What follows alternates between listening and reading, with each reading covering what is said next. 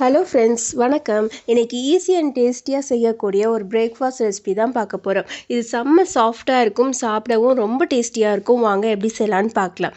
இதுக்காக நான் வறுத்த அவுல் இப்போ ரெடிமேடாகவே நம்ம கடையில் கிடைக்கிது. அது ரெட் அவுல் நமக்கு எவ்வளோ தேவையோ நம்ம அவ்வளோ எடுத்துக்கலாம். 2 கப் எடுத்துகிட்டா ஒருத்தர் சாப்பிட்ற மாதிரி இருக்கும். ஏன்னா அரைச்சிட்டோம்னா அது கம்மியாயிரும். இது நம்ம பொடி பண்ணி எடுத்துக்கிறோம் மிக்சியில் போட்டு. நர நரன்னு புட்டு பிடிக்குன்னா நரன்னு அரைச்சிக்கோங்க. இல்லைனா நைஸாக பிடிக்குன்னா நைஸாக அரைச்சி எடுத்துக்கோங்க. இதுக்கு தேவையான ஒரு அரை ஸ்பூன் உப்பு சேர்த்துட்டு தண்ணி தெளித்து நம்ம புட்டுக்கு எப்படி மாவு பிசைகிறோமோ அது மாதிரி பிசைஞ்சிக்கலாம். எல்லா இடத்துலையும் தண்ணி படுற மாதிரி இருக்கணும், அவ்வளோதான் இதோட பதம். இதில் கொஞ்சம் தண்ணி ஜாஸ்தியானால் கூட ஒன்றும் பிரச்சனை இல்லை. அவுல் நல்ல தண்ணி உறிஞ்சிக்கும். இது அரிசி புட்டை விட செம்ம சாஃப்ட் அண்ட் டேஸ்டியாக இருக்கும். கண்டிப்பாக ட்ரை பண்ணி பாருங்கள். இப்போ எல்லா இடத்துலையும் தண்ணி படுற மாதிரி பிசைஞ்சிட்டு இதை ஒரு 10 மினிட்ஸ் to 20 மினிட்ஸ் நல்லா ஊற வச்சு திருப்பி அதை மிக்சியில் போட்டு அரைச்சி எடுத்துக்கலாம். இல்லைனா அப்படியே கூட வேக வச்சு எடுத்துக்கலாம். நான் இன்றைக்கி இட்லி தட்டில் தான் போட்டு வேக வச்சு எடுத்துக்கிறேன்.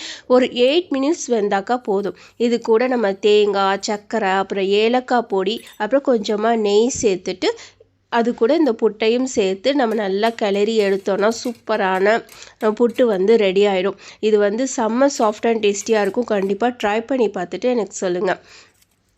இதை நம்ம கொலா புட்டில் கூட அவிச்சு எடுத்துக்கலாம். அந்த மாதிரி எதில் அவிக்கிறதுனாலும் நம்ம அவிச்சு எடுத்துக்கலாம். கண்டிப்பாக ட்ரை பண்ணிவிட்டு உங்களோட கமெண்ட் சொல்லுங்கள். பாய்.